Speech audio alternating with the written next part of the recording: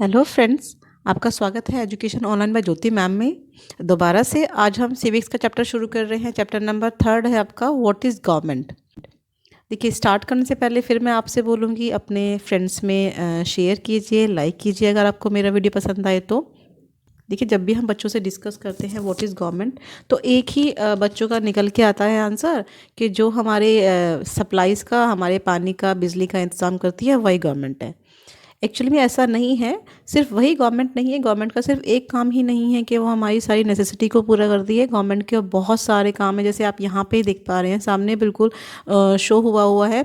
Government sought to protest right of unorganised worker, यानी workers के लिए काम कर रही है। ठीक है, जो मार्केट में जो शॉर्टेज होती है उनके लिए काम कर रही है।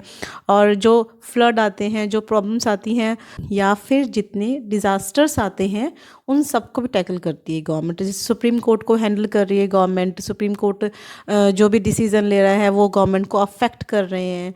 ठीक है, और बहुत सारे काम गवर्नमेंट के होते हैं। तो सिर्फ गवर्नमेंट का काम ये नहीं है कि वो हमारी नेसेसिटी को पूरी कर रही है।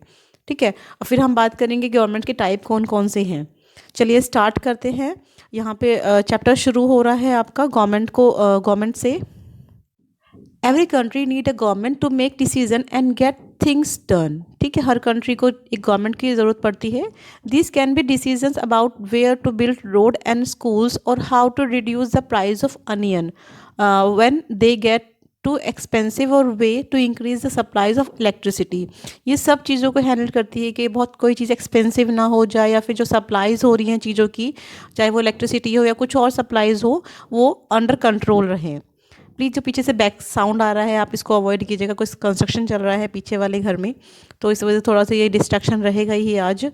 चलिए स्टार्ट करते हैं दोबारा। The government also takes actions on many social issues. जितने सोशल इश्यूज़ होते हैं उस पर एक्शंस लेती है। जैसे एग्जांपल यहाँ दिया हुआ है कि जो प्रोग्राम चलते हैं, जो पुअर्स के लिए प्रोग्राम चल रहे हैं, उन पर जो इश्यूज़ हैं वो जो है उन पर डिस्कशन करते हैं, उन पर एक्शंस लेते हैं। It does other important things such as running postal and railway services, और जो बहुत सारी सर्विसेज हैं उनको भी वो रन करती है। ठीक है, इसके अलावा इन्होंने यहाँ पे बताया है कि government also help the government has also the job of protecting the boundaries of countries and maintain peaceful relations with the other countries. जो गवर्नमेंट होती है वो जो आपकी नेबरिंग कंट्रीज़ होती है, फिर जो अदर कंट्रीज़ होती है उनके साथ अच्छे रिलेशंस बनाती हैं। ये सब काम कौन करता है? गवर्नमेंट तो करती है, या फिर हम जो जाते हैं और कंट्रीज से डिस्कशन करते हैं? ऐसा नहीं होता ना, गवर्नमेंट जाके डिस्कशन करती है। It is the responsibility of ensuring that all its citizens have enough to eat and have to good health facility, कि जो सिटीजन्स हैं उनको अच्छी फैसिलिटीज़ मिली। When they are natural disasters, जब नेचुरल डिज़ास्टर्स आते हैं लाइक सुनामी, ठीक है, या अर्थक्वेक आ रहा है, तो उसमें भी गवर्नमेंट का एक बहुत ही इम्पॉर्टेंट रोल प्ले होता है। ठीक है, वो ऑर्गेनाइज़ करती हैं कैसे चीज़ों को असिस्ट करना है, कैसे लोगों को एड पहुंचानी है, मतलब उनको हेल्प पहुंचानी है। एड होता है मतलब हेल्प पहुंचाना। ठीक है, जब कोई डिज़ास्टर आया हो है उस टाइम पर, if there is a dispute of or if someone has committed a crime, or you find people in a court are also part of the government। और जब कोई क्राइम कमिट करता है तो उसमें जो कोर्ट का प्ले होता है, जो कोर्ट अपना रोल प्ले कर रहा है, वो सब भी एक गवर्नमेंट का ही पार्ट है। ठीक है, यानी कोर्ट भी एक गवर्नमेंट ही रन करती ही है। Perhaps you are wondering how government managed to do all these and why it is necessary for them to do, कि सब किस तरह से गवर्नमेंट हैंडल कर रही है और ये कैसे नेसेसरी है उनके लिए करना। So when human being live and work together, they need to be some amount of organization so that decision can be made। तो ये सब किसके द्वारा होते हैं? ये सब ऑर्गेनाइजेशंस बनती हैं अलग अलग। हर काम को करने के लिए अलग ऑर्गेनाइजेशन बनती हैं जो सारा काम अपने अकॉर्डिंगली करती है, या फिर गवर्नमेंट के डिसीजन के अकॉर्डिंगली करती है। ठीक है, some rules have to be made that apply to everyone, और कुछ रूल्स बनते हैं, कुछ लॉज बनती हैं, रेगुलेशंस बनती हैं जो सब पे अप्लाई होती है। For example, they are needed to control resources and protect the territory of country so people can feel secure. तो मतलब एग्जांपल दिया गया है यहाँ पर कि क्या टेरिटरी को या कंट्री को प्रोटेक्ट करने के लिए रूल्स बन रहे हैं ताकि वहाँ के लोग जो हैं, जो पीपल जो है, वो सिक्योर फील कर सकें। Governments do this on behalf of their people by exercising leadership, taking decision, implementing these among all the peoples live in their territory. और ये सब किसके थ्रू करती है गवर्नमेंट, कि जो उन्होंने अपने एक्सरसाइज करी है लीडरशिप के लिए। एक्सरसाइज मतलब जो इलेक्शंस हुए हैं उसमें जो जो जो रिप्रेजेंटेटिव हमने भेजे हैं उनको इलेक्ट करके उनके थ्रू ये सब चीज़ें हैंडल करती है गवर्नमेंट। अब यहाँ पे है लेवल्स ऑफ गवर्नमेंट, कि गवर्नमेंट के लेवल्स क्या क्या है। Can you think of how it is manage to do all these. The government works at different levels, at the local level, at the level of state and the level of national। यानी एक state level पे अलग 3 level पे government काम कर रही है। पहला है national level, then state level and then local level. The local level means in your village, town और लोकेलिटी। आप जो सुनते हैं एमसीडी है या एनडीएमसी है या पंचायत जो है, ये आपकी लोकल गवर्नमेंट में आती है, ठीक है। स्टेट लेवल आप जानते हैं स्टेट गवर्नमेंट जो होती हैं, और जो सेंट्रल गवर्नमेंट होती है, जो लोकसभा के चुनाव होते हैं उसमें जो हम वोट देते हैं वो आपकी सेंट्रल गवर्नमेंट बनेगी, ठीक है। मैप देखिए, ये इंडिया का मैप दिखाया हुआ है। अगर पूरे इंडिया में इलेक्शन हो रहे हैं तो जो जो सरकार बनेगी, जो गवर्नमेंट बनेगी वो आपकी नेशनल गवर्नमेंट बनेगी, ठीक है, वो आपकी नेशनल गवर्नमेंट बनेगी। लेकिन जो स्टेट्स अलग अलग शो हुए हैं, ये सब देख पा रहे हैं स्टेट्स हैं, इनमें जो गवर्नमेंट बनेगी वो आपकी स्टेट गवर्नमेंट बनेगी, ठीक है, जो स्टेट के सारे मैटर्स को देखेगी। और अब जो लोकल गवर्नमेंट है वो स्टेट के अंदर, जैसे जहाँ पे पॉपुलेशन 10 लाख, ठीक है, कितनी 10 लाख से ज़्यादा होती है, 10 लाख से ज़्यादा होती है, वहाँ पे आपकी एमसीडी या एनडीएमसी होती है। जहाँ पे पॉपुलेशन 10 लाख से ज़्यादा होती है वहाँ पे आपकी एनडीएमसी भी हो सकती है। अब जहाँ पे पॉपुलेशन से कम होती है वहाँ पे पंचायत बनती है। पंचायत आप जानते हो, ग्राम पंचायत, जिला पंचायत और पंचायत समिति। ग्राम पंचायत छोटा लेवल होता है जो ग्राम के स्तर पे होता है, पंचायत समिति आपका ब्लॉक स्तर पे होता है, और जो जिला परिषद होता है वो आपके जिला स्तर पे होता है या डिस्ट्रिक्ट लेवल पे होता है, ठीक है। ये सब आपने अलग से गवर्नमेंट में पढ़ा हुआ है। लोकल गवर्नमेंट आपको मैंने अलग से एक वीडियो बनाया हुआ है आपके वर्कशीट को लेकर, आप उसमें देखेंगे, उसमें पूरा लोकल गवर्नमेंट को ही डिस्कस किया हुआ है मैंने। अगर आप कहेंगे तो मैं लिंक भी इसमें डाल दूंगी।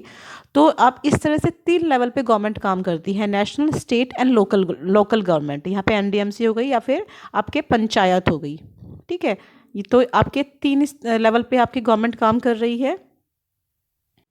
फिर है आपका लॉज एंड द गवर्नमेंट, कि गवर्नमेंट किस तरह से लॉज बना रही है या फिर किस तरह से लॉज को एनफोर्स कर रही है। The government make laws and everyone who live in the country has to follow this. उन सबको लॉज को फॉलो करना पड़ेगा जो उस पर्टिकुलर कंट्री में रहते होंगे। This is the only way government can function. सिर्फ इस तरह से गवर्नमेंट फंक्शन कर सकती है कि लोग बनानी पड़ रही है उसको, मतलब बना रही है लॉ और फिर सब उसको मान रहे हैं। Just like the government has a power to make decisions. Government के पास क्या पावर है डिसीजंस लेने की। Similarly it has the power to enforce its decision. और इस तरह से जैसे डिसीजन लेने की पावर है, इस तरह से उसको एनफोर्स करने की, लागू करने की पावर भी गवर्नमेंट के पास होती है। For example there is a law that says that all persons driving motor vehicle must have a licence. सबके पास लाइसेंस होना चाहिए ना। ये लॉ है कि जो भी मोटर व्हीकल ड्राइव करेगा that should have licence. Any person caught driving a vehicle without a licence can either be jailed और fined a large sum of money. कोई अगर इंसान पकड़ा जा रहा है बिना लाइसेंस के तो उसको क्या, या तो जेल होगी या फिर उसको एक फ़ाइन देना पड़ेगा मनी का। Without these law the government's power to make decision is not a much use. अगर लॉ ही नहीं होगी तो गवर्नमेंट की पावर का कोई यूज़ नहीं है ना। लॉ होनी ज़रूरी, तभी तो गवर्नमेंट उन लॉ को इन्फोर्स करवाएगी और तभी तो लॉ एंड ऑर्डर मेंटेन हो पाएगा एक स्टेट में या एक कंट्री में, है ना। फिर है आपका it is the people who give the government this power. और ये पावर गवर्नमेंट को कौन दे रहा है, ये पावर गवर्नमेंट को दे रहे हैं पीपल, जो उनको इलेक्शन के थ्रू इलेक्ट करके पावर में ला रहे हैं, है ना। They do this through elections, ठीक है, in which they vote for participation particular person and elect them. उनको इलेक्ट करते हैं।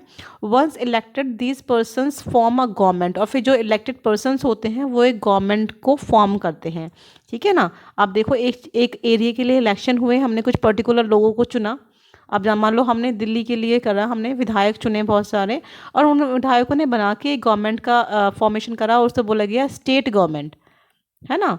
वो हमारी स्टेट गवर्नमेंट बन गई है। तो इस तरह से लोगों ने जो मिल के बनाई है वो जो एक मिल के फॉर्म करी है वो हमारी गवर्नमेंट है। In a democracy, the government has to explain its action and defend its decision to the people.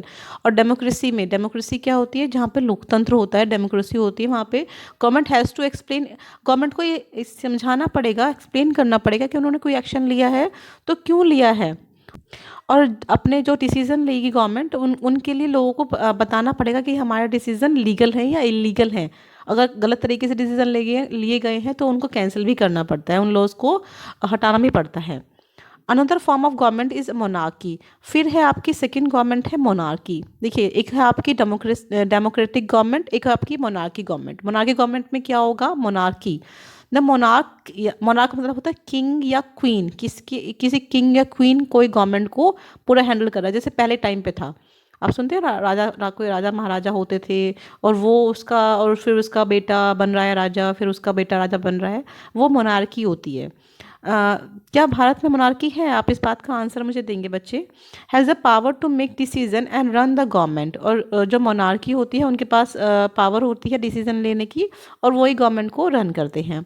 The monarch may have a small group of people to discuss matter with, but the final decision making power remains with the monarch. ऐसा नहीं है monarch में सिर्फ एक ही आदमी होता है, वहाँ पे कुछ लोग होते हैं, पर्टिकुलर से मंत्री हो गए, ये कुछ खास लोग हो गए जो वित्त मंत्री हो गए, या फिर इस तरह से उनसे डिस्कस करके डिसीजन लेते हैं, लेकिन फाइनल डिसीजन किसका होगा, जो मोनार्क होगा, जो राजा या क्वीन या किंग होगा उसका। Unlike in a democracy, king and queen do not have to explain their actions और defend the decision they taken. लेकिन डेमोक्रेसी में ऐसा नहीं होता, वहाँ पे कोई मोनार्क नहीं होता, कोई किंग क्वीन का शासन नहीं होता। फिर नेक्स्ट है आपका टाइप्स ऑफ गवर्नमेंट, के गवर्नमेंट के कितने टाइप्स हैं। Who give the government this power to make decision and enforce law, कि गवर्नमेंट को कौन ये पावर या डिसीजन दे रहा है। The answer is to this question depends on the type of government. There is in country, एक country में कौन सी गवर्नमेंट है, ये डिपेंड करता है कि गवर्नमेंट को कौन पावर दे रहा है। इन ए डेमोक्रेसी, देखो इंडिया में क्या है, डेमोक्रेसी है, India is a democratic country. This achievement is the result of a long and eventful struggle of Indian people. और ये डेमोक्रेसी ये नहीं कि एकदम आ गई है, इसके लिए लोगों को स्ट्रगल करना पड़ा है, बहुत सारे इवेंट्स या क्या अचीवमेंट लेने पड़े हैं, तब जाके ये डेमोक्रेसी अचीव करी है इंडियन पीपल ने। They are other places in the world where people have also struggle to have democracies. बहुत सारी जो कंट्रीज़ हैं वहाँ पे अभी भी डेमोक्रेसीज़ के लिए स्ट्रगल हो रहा है। You now know that the main features of democracy is that the people have the power to elect their leaders। और डेमोक्रेसी का मेन जो आप कह सकते हो कि एक निचोड़ है, ये है कि आप वहाँ पे अपने लीडर्स को अपने आप इलेक्ट कर सकते हो या उनको सिलेक्ट कर सकते हो, ठीक है, थ्रू वोट, ठीक है। So in a sense of democracy is ruled by the people, ठीक है। इसमें क्या है, रूल बाय द पीपल। क्यों रूल कर रहे हैं बाय द पीपल, क्योंकि यहाँ पे लोगों के पास, पीपल के पास पावर है इलेक्ट करने की। The basic idea is that the people rule themselves by participating in the making of these rules. जो बेसिक आइडिया है इसमें कि वो पीपल अपने आप को इन्वॉल्व कर रहे हैं, पार्टिसिपेट कर रहे हैं उन सबको एक तरह से, चाहे डायरेक्टली या इनडायरेक्टली, लॉज बनाने में या रूल्स बनाने में। क्योंकि जो उन्होंने इलेक्ट किया है पर्सन, वो आपने अपनी मर्जी से इलेक्ट किया है, तो वो जो पर्सन काम करेगा वो उन लोगों की भलाई के लिए ही काम करेगा, यानी वो अपने आप अपने लिए रूल बना रहे हैं पीपल, ठीक है। अब आप देख पा रहे हैं किस तरह से इंडिया में राइट टू वोट है। But in India before independence only a small minority was allowed to vote. यहाँ पे सबको वोट करने का अलाउ नहीं था। They therefore can together to determine that fate of majority. कुछ पर्टिकुलर मेजोरिटी के लोग थे, उनको ही वोट करने का राइट था। Several people including Gandhi ji were shocked at the unfairness of this practice and demanded that all adult have the right to vote. और गांधी जी जो थे वो खुद इस बात को लेके शॉक थे, तो ये बहुत उनको अनफेयर लग रहा था कि सिर्फ कुछ लोगों को ही वोट का राइट मिला हुआ है। This is known as universal adult rights. अच्छा, फिर गांधी जी ने डिमांड करी कि सब एडल्ट्स को, एडल्ट्स क्या है मतलब यहाँ पे जिनकी एज 18 ईयर्स है या उससे ज़्यादा है, वो सब क्या है, एडल्ट्स हैं। उन सबको राइट टू वोट होना चाहिए, उन सबको वोट का राइट मिलना चाहिए। This is called universal adult franchise, ठीक है, इसको क्या बोला गया, यूनिवर्सल एडल्ट फ्रेंचाइज, उसको हिंदी में बोलते हैं सार्वभौमिक वयस्क मताधिकार।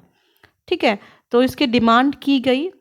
गांधी जी ने 1931 में एक जर्नल में या पेपर में अपने एक आर्टिकल लिखा था जिसका नाम था यंग इंडिया, और उसमें उन्होंने कहा था, Gandhi ji said, I can not possibly bear the idea that a man who has got wealth should have the vote, कि जिसके पास वेल्थ है, जो अमीर है, सिर्फ उसको ही वोट का राइट है, वो समझ नहीं पा रहे थे।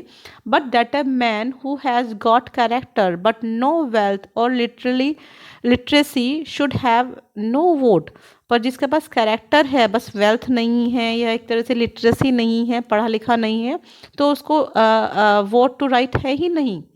और that a man who works honestly, और जो इंसान ईमानदारी से कर रहा है, by the sweat of his brow day in and day out, should not have the vote for the crime of being a poor man. अगर वो गरीब है कोई इंसान और मेहनत से कुछ ऑनेस्टी से या ईमानदारी से अपना काम कर रहा है, तो उसको राइट टू वोट क्यों नहीं है। इन्होंने ये अपनी बात कही थी यंग इंडिया में 1931 में। किन्होंने, गांधी जी ने।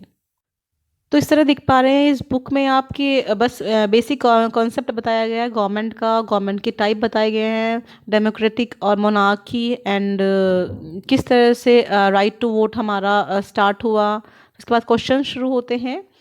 इसके बाद नेक्स्ट वीडियो में हम शो करेंगे टाइप्स ऑफ गवर्नमेंट, जिसमें national, state and local government के बारे में भी हम डिस्कस करेंगे। अब नेक्स्ट वीडियो में मिलते हैं आपसे। आई होप आपको मेरा वीडियो पसंद आया होगा। पसंद आया हो तो प्लीज़ मेरी वीडियो को लाइक कीजिए, अपने फ्रेंड्स में, अपने ग्रुप में, अपने एजुकेशनल ग्रुप्स में शेयर कीजिए। Thank you so much.